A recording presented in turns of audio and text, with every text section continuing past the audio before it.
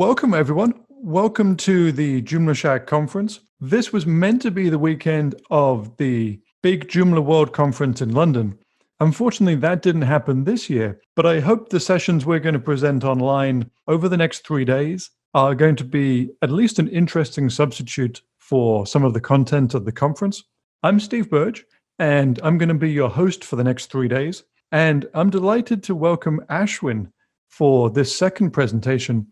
Ashwin is the co-founder of TechJoomla, and they develop extensions such as JGive for donations and Shika, which is a learning management system. Ashwin and his team are based in Pune, India, and Ashwin is going to talk about building modern front ends for Joomla with Angular. Ashwin, welcome. I'm going to hand it over to you. Hey, thanks, Steve. Hi, everybody. So I'm going to be speaking about building modern front ends for Joomla. So it's an alternate way to give a new skin to Joomla. So let's jump right in. Quick about me. So I'm the CTO for TechJoomla and TechD. That's my Twitter email. Quick thing about TechJoomla. We started off in 2009 building Joomla extensions, custom software, and we have a team of over 50 developers, architects at this point of time. TechD is the parent company of TechJoomla, where we do a lot of open source stuff. So help companies kind of improve their processes in open source software. We're also India's top Joomla-based company, having built a lot of good Joomla sites. We also recently finished a large government site. If you actually were in the last session, Parth talked about it. And then in terms of development, we have a product first approach. We try to kind of bring out a lot of products with projects that we do, which I'll probably just run through real quick in subsequent slides. So again, the team, as you can see, fun-loving team. We do a lot of outings. So it's a mix of developers, product managers, analysts, architects. In terms of offerings, we're doing UI, UX development, web applications, mobile apps, APIs, BI dashboards, pretty much everything that software firm can offer. So key products at TechJoomla, we have Shika, which is an e-learning system that supports a lot of content formats. JTicketing is our event system, which supports paid free events. And then JGive is a donation management system. We also have a lot of open source products that we've kind of shared out into the wild over the years. Like I said, open source is one of our key strategies. So we keep on building. So COM API is one of the big things, which is also what I'm going to be talking about today. So COM API lets you create RESTful endpoints in Joomla. TJ reports is an extension that lets you create reports with stuff like CSV export, hide show columns, all of that. So we've been using UCM for quite some years now. We actually recently made a public release also. It's a universal content manager. We also have a dashboard extension that lets you create flexible dashboards for Joomla. We have advanced search, which lets you index data from extensions into sources like Algolia, Solar, Elasticsearch. TJ notifications is a way to create templates for any kind of communication medium, email, SMS, push. And then TJQ is a job queue system for Joomla, which supports Amazon SQS and MySQL. So that's our open source product stack. All right, so jumping into what we are discussing today. So why another front end? So Joomla already has a nice front end. It has its own templating system. Why do we need one more front end?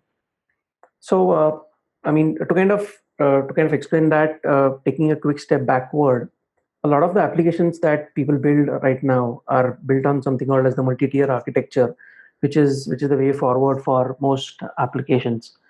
And then using that, you can actually decouple all of the layers in your system. So a typical architecture has a front end, which could be a mobile app or a web or a wearable TV, which talks to an API in the backend, and the API obviously persists its data in a database. So this kind of architecture actually ensures that each of the layers, the front end, the API, and the database can evolve independently, and they're not really coupled to each other. I can actually modify the front end code without really needing to touch a bit of API or my middleware code. And I can update APIs without needing to really bother if I'm going to be breaking the front end. So each of these tiers can improve independently. It also makes things easier to manage and scale because I can have different teams looking at different layers. Each of those layers can be hosted on a different servers. So that's how most of the application platforms, the biggies, so Netflix, all the big people actually build all of the products in this manner, and that's also a great way to scale your applications. What we realized is that we need to bring that to Joomla. So Joomla already has MVC, which does a separation of concerns.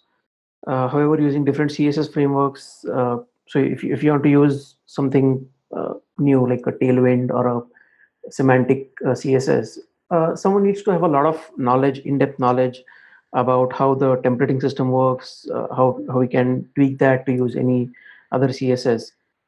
And then we also had clients loving the smooth experience that single page apps offer, which was again not that straightforward to achieve with Joomla.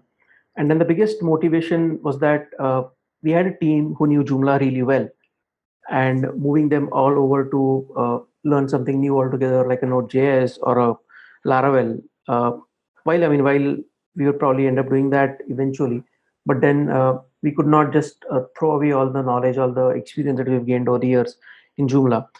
And that's when this idea actually was born of using Joomla as a pure play API backend, and using JavaScript based frameworks to build a front end. So there's plenty of them out there. There is Angular, there's React, there's Vue. So I'm going to be showing a couple of case studies now, two case studies actually, of how we've used Angular here.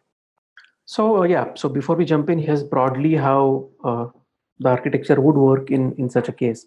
So this is familiar Joomla. So instead of using Joomla as a CMS here, what we do is we have Joomla, we have COM API, and then we use it as a pure play API backend. What that means is that we use COM API to create API endpoints, and these API endpoints are accessed either through a mobile app or through a front end built on Angular. And then obviously Joomla talks to its own MySQL database. So that's the architecture, like in a very simplified structure. Yeah. So coming specifically to COM API, so that's what we use as the backend for all these projects. So it's an extension that you simply install, drop into your Joomla, and then most of the core extensions, there's already plugins for that, and then there is a plugin based uh, extensibility where you can create plugins for your own custom stuff. Like I said, third-party extensions can write plugins to add more endpoints.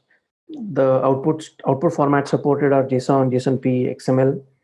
Authentication can be with API tokens or JWT. And then we have a couple of use cases where there is an Angular front end, but there is still some functionality in the Joomla front end that's not ported to Angular yet. So in those cases, there's a nifty plugin that lets you do a quick single sign-on from a client who's logged into the Angular front end, and he can be kind of auto logged in to the Joomla front end to use any functionality that's not yet implemented in Joomla.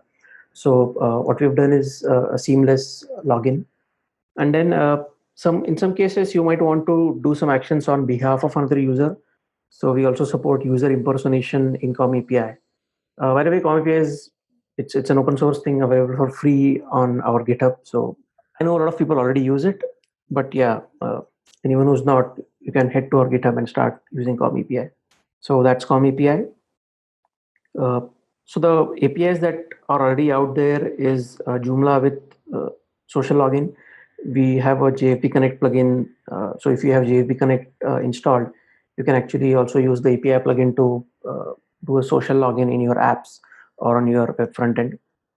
We support Joomla articles and categories. We have a lot of easy social functionality created because we have an app for easy social, same for easy blog, JTicketing, Shika, and then a cool thing that we recently released is we let people read TJ reports through an API.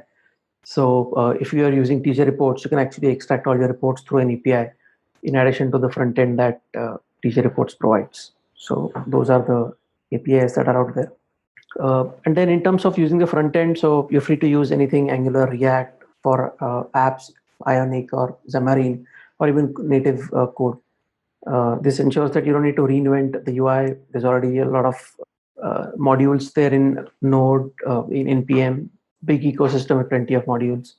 And then a lot of developers, a lot of front end, a lot of stack agnostic, full stack devs now prefer to use a lot of JavaScript. So this kind of makes them happy. So that's in a nutshell. So yeah, so jumping on to the first case study. So this is Osianama.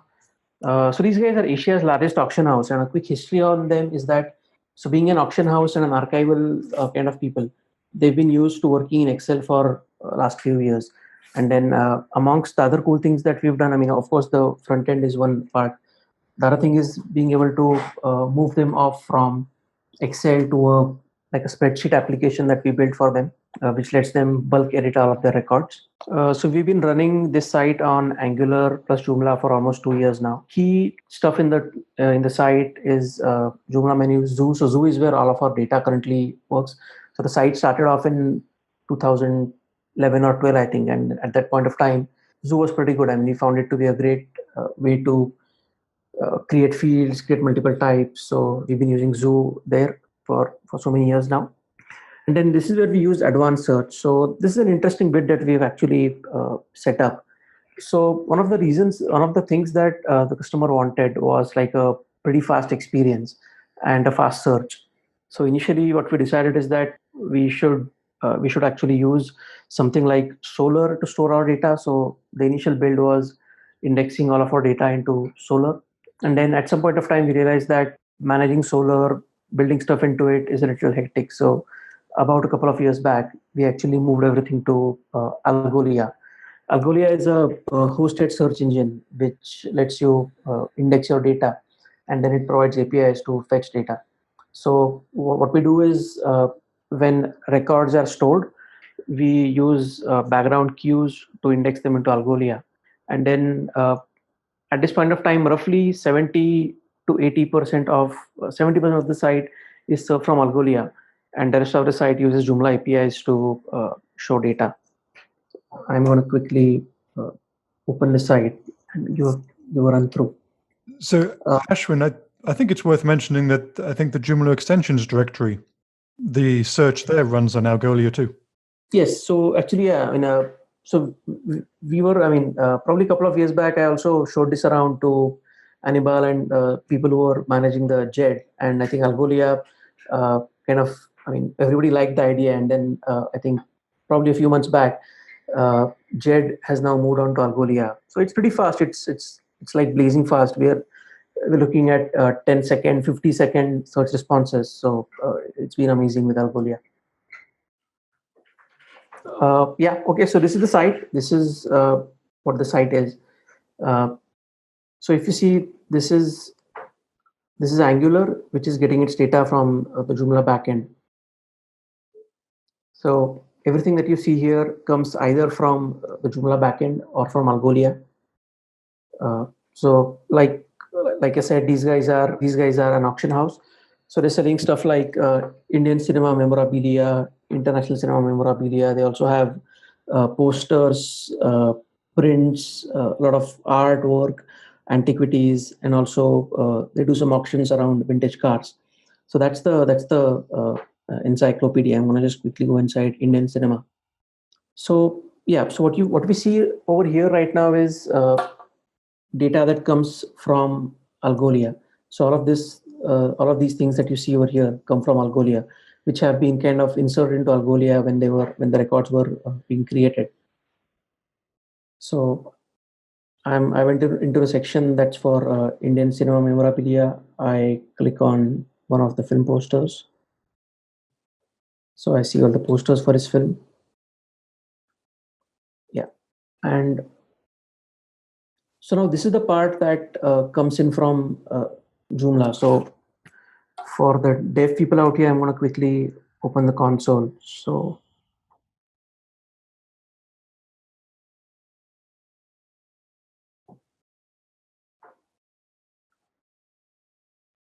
So if you see here, we have a bunch of APIs being called. So one cool thing that we have done is that we also ended up creating an API for the menus. So what you see over here, the menus are actually menus that were created in the Joomla backend. And what we've done is that we've used the menu aliases, made an API out of it, and then we have created matching routes in Angular so that the menus can be updated through Joomla, and then the routes actually get handled by Angular. So that's something that we've ended up doing. We have APIs for categories. We have APIs for everything pretty much that you see on the screen here. We have an API for the breadcrumb. Uh, we have an API for getting all of these linked records. So a few highlights on this project is that in Zoo we are maintaining close to I think 150,000 records across various categories, and then these records are linked. So, for example, a film might be connected to a dozen film personalities, and then the film might be connected to film producers. So, in that sense, we have close to 500,000 relations in in the system for those 150 records. So that's the API. That's the API bit. So most of everything that you see over here is coming through APIs. We've also implemented the login system. In fact, we've implemented a OTP-based login system. So let me actually keep the console on. So we have an API that sends an OTP to my email. So if I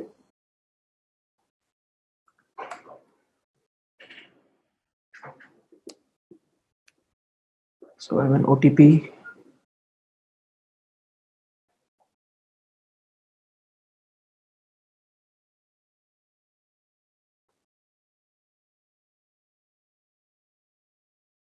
I punch in the OTP, there's one more API being called, and then I'm logged in.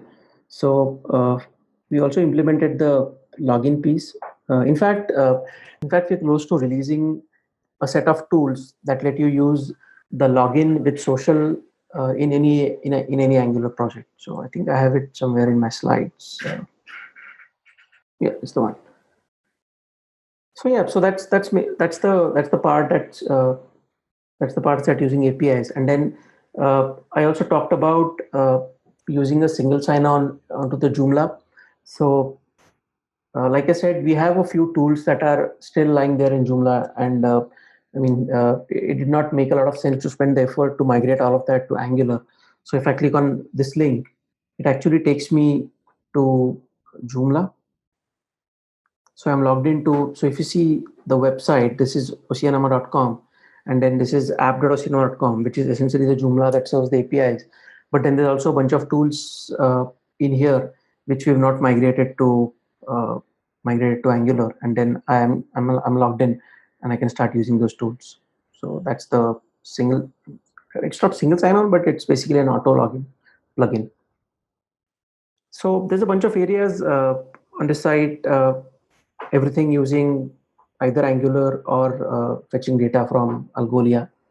Uh, so these guys also have another site where they do online auctions, and we are actually in the process of launching the online auctions platform for them, which uses Firebase and again APIs to run the auction platform.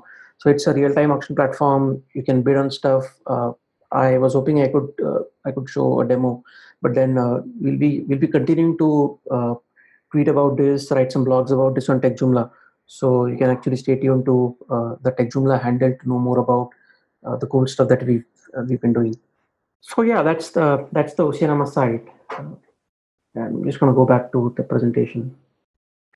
Yeah, so apart from Zoo stuff, menu stuff, we also have Joomla articles. Joomla articles with search, list, filter. In fact, this repository link right here, the GitHub link, has our code to that you can use for looking at articles. So basically, you can use this code in any Angular project to get a list of articles, to see the article details page, create articles. That's the open source code here. So some numbers, I actually already talked about these. So we have close to 150,000 records in Zoo, almost 500,000 relations between records, and then I think we have close to 15 APIs that we've built for this project. So moving on to the next case study. So if you're actually around in the presentation before, Parth also talked about it. So this is a platform that it's a driver marketplace where we look at driving quality and safety. So this was built for a customer based in the UK, where there's a lot of norms around truck drivers. So I'll quickly run you through the business case on this one. So this was built for agencies to log in and create jobs, and these jobs are basically take a truck from point A to point B.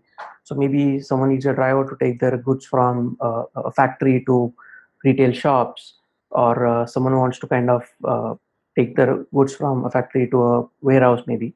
And then anyone who wants the job done actually puts in a job on the marketplace, and then the marketplace has drivers who have signed up, and then any job that is put on the marketplace gets broadcasted to all the drivers on the system. So think of it like an Uber, but for truck drivers. And then the driver has an app where he gets these jobs, he can accept jobs, and then once he accepts the job, he actually goes to the starting point of the trip. And then when he goes there, he can do a checklist of the vehicle. So stuff like what's the odor reading, or are the tires inflated correctly, stuff that you would probably check when you go on a trip. That's done through the app. And then when the driver starts driving the truck, we've integrated with something called as Sentience, which is a driving quality SDK, which is embedded into the app, and it keeps on monitoring for driving quality stats when the trucker is on the trip, and then keeps on reporting these stats back to our platform, and then we kind of start tracking a driver score for the driver. And then all the while he's driving, the app actually alerts him about stuff like scheduled breaks that he should be taking, what time he's been driving for, all those kind of things. I can't show a demo unfortunately because we have I mean I'm not allowed to show this. But then there's a bunch of screenshots of some interfaces. So this is the agency interface where you can see the jobs that have been added in the system. Down here you can actually look at the ongoing jobs that the agency can see, and then on the right you have the dashboard for the agency. So the key areas for this tool was an admin panel for agencies to manage jobs, and this admin panel is where agencies log in, they add jobs, they look at existing jobs, they look at their dashboard, and this was what was built in Angular. So again, an Angular front end with a Joomla backend that had only APIs, and in this case, we actually had everything completely API plus Angular. There's no Joomla admin being used here, not the Joomla front end. So this admin panel lets agencies do all that stuff, and then, like I said, we had a mobile app for drivers to accept jobs. We also had stuff like geofencing. So once the driver is inside the zone of the starting point of the truck, we had beacons that the app used to broadcast to the site to ensure that he's given alerts, he's not starting the trip without finishing the checklist and stuff like that. And then, like I said, we had background jobs in Joomla to calculate the driving scores of the driver. So in this case, we had almost 30 APIs, and then most of the APIs had CRUD implementation. So we had APIs for creating jobs, signing up agencies, signing up drivers. We had all the APIs for the app to change the state of jobs, accept jobs, reject jobs, finish the checklist. So, like I said, close to 30 APIs that we created for the site. Yeah, so that's largely about this project, and we're also at the end of the presentation, a quick one, and I think we are open for questions. Wonderful. One Thank you, quick thing, Ashwin. yeah. So there's a Google form. I will also paste the link in chat. If you could actually just fill in the form, it'll be great. It'll be great to have some feedback about this session. So we have a question already in the chat. And the question is, what are some of the advantages you derive from using Angular over using a native Joomla front end? Okay. So yeah, I'm just going to go back to a couple of things. So one thing is obviously that we had people who wanted to use Angular to create single page apps, to provide those slick front ends that those single page apps can offer. And that also, so basically this two things. One is using a Joomla backend ensured that our team members who already knew Joomla can continue to use their skills. And then we had a team of people who were used to a more modern way of doing things, having front ends in Angular, React, and using backends, either using serverless backends or using backends with Laravel. So this approach actually helped us achieve best of both worlds, where we could use Angular front ends and a Joomla backend. And obviously, there's a lot of advantages to using this kind of an architecture, like I mentioned here. Very first thing is that if you ever want to have a mobile app, then this is typically the way to go, to build APIs and then have the app consume APIs. The other thing is that with these two things separated, it's very easy to have different people working on different things. So I can have a team of people working purely on the APIs and ensuring that the APIs scale, they're performant, and they're well documented. And then I have other team which works solely on the front end to build stuff using Angular or React or a mobile app. One question for me, Ashwin. We did an Angular class for Joomla Shack users Okay. maybe 3 or 4 years ago, just when Angular 2 came out. But more recently, I've been talking with people who are using Gatsby in particular for their front ends. Have you tried, or do you have any opinion on some of the other alternatives to Angular that are out there? Yeah. So I wouldn't call Gatsby as an alternative to Angular really, Steve. So Gatsby is more of a static site generator. So the way Angular works is that you create pages and the pages fetch data dynamically from your APIs and then display that data. In case of Gatsby, the way Gatsby is intended to work is that you actually build your static site in a build process, and once the site is uploaded to a hosting provider, it seldom actually talks back to an API. So even if you use Gatsby with something like Contentful, the build process takes care of actually building the site, converting the site into a static site. So what you host is a pure static site. So in that sense, you would compare Angular to something like a React or a Next.js front end than Gatsby really. But then, having said that, because I've seen people using Gatsby with Contentful, nothing stops you from actually using Gatsby with Joomla API. So hypothetically, we already have APIs for Joomla articles and categories. So you can actually write a Gatsby plugin that picks up data from your Joomla and then makes a static site out of it. So, one more question from me. Is any of this going to change substantially when Joomla 4 arrives with its own API in the Joomla 4 core? Yeah, we've been looking at Joomla 4's API, but then I think once Joomla 4 is out and then once the API is out and actually well documented, then we may probably look at migrating to that. But then at this point of time, definitely COM API is more mature. We've been using it for a lot many years, and there's also a lot of features that we've added on over the years. So while we are looking forward and in fact eagerly looking forward to the Joomla 4 version of APIs, it also has stuff like hypermedia, which is supposed to be good in the Richardson maturity model. But then at this point of time, for all practical purposes, COM API has been working fantastically so far. So I mean, even if Joomla 4 comes out, we do expect to support it for quite some time in the future. Great. Okay, we do have a question from the attendees. Do you know anything more? Can you share anything more about either progressive web apps in Joomla or integrating Joomla with Google's AMP framework? Yeah, so I think so. Two things for Google's AMP framework. I think there's plenty of good plugins out there that you can install into your Joomla, and they can produce AMP versions of your pages. In fact, a lot of I've seen EasyBlog do that. That they have a AMP version of your pages. So AMP is something that you can I think you can pretty easily build into your sites. And PWAs again. I think Dimitris and Anibal have done some good work around PWA. So again, PWA is, I mean, it's not like a technology or like a plugin.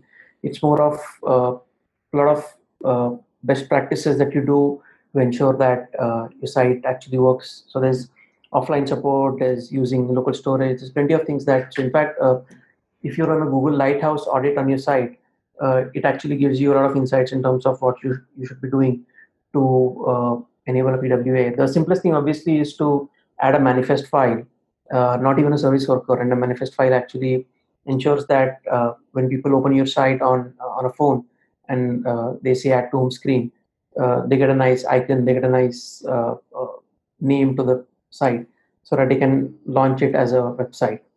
Obviously, it can be as simple as that, or it can be as simple as a lot of. So, in fact, in India, that's an interesting trend that I've been seeing. Most of the apps that we have here, be it flight bookings, be it food delivery, they have a proper app version which is like maybe 20, 30 megabytes. And then they have a light version which is typically a AMP site or a, sorry, not an AMP site, a PWA, which I install. And then that's a light version which can work on a lot of low-end smartphones. Yeah, I mean, you can surely do PWAs using Joomla. I think the Google Lighthouse blog is a fantastic place to start for that.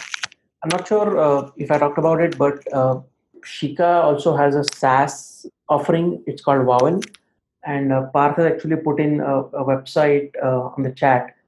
It's a Joomla site, but we've actually made it into a PWA. You can actually run the Lighthouse audit to see what of the PWA checks it passes, but then it has a manifest file. It used to have some offline caching also, but we turned it off. So yeah, definitely possible. Great. I will add that link and some of the other key links to the video when we add it to the Joomla Shack site and also to YouTube after the presentation has been posted.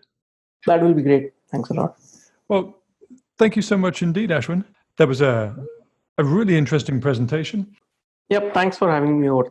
Thanks, Steve. Thanks all. This is the second presentation out of over 20 that we have this week at the Joomla Shack conference. We have another presentation coming up next by Duke Spear on actually getting Joomla projects done and delivered. And a little later this afternoon, we have a presentation on page builders and building websites without any code. And then to wrap up the day, we have a presentation talking about how to use Joomla as a static site generator. We really appreciate you guys coming to this session, and we hope to see you at another session later this week. Thanks, everyone.